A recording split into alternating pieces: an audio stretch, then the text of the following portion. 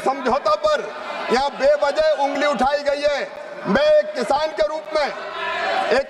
रूप में, एक नागरिक के रूप में और भारत के कृषि मंत्री के रूप में पूरी जिम्मेदारी के साथ कह रहा हूं, जितने कृषि समझौते हुए हैं वो किसान के हित में हुए हैं, देश के हित में हुए हैं। प्रधानमंत्री नरेंद्र मोदी जी के रहते हुए भारत के हित सुरक्षित है, किसानों के हित सुरक्षित है, हमारा एक्सपोर्ट बढ़ेगा। और वैसी सारी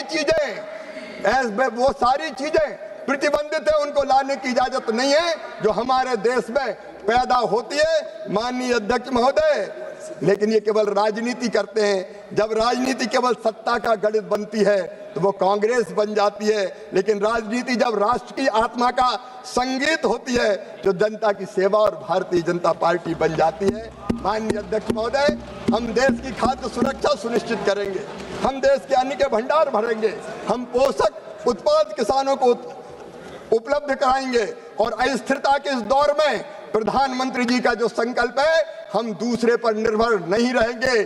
कृषि में भी आत्मनिर्भर भारत, किसानों के कल्याण के लिए भी हम दिन और रात काम करेंगे। और हमने जो लक्ष्य तय किया है प्रधानमंत्री जी के नेतृत्व में, विकसित भारत का, आत्मनिर्भर भारत का, एक वैभवशाली, एक गौरवशाली, एक संपन्न, एक समृद्ध, एक शक्तिशाली, आत्मनिर्भर और विकसित भारत वो हम बना के रहेंगे, कौन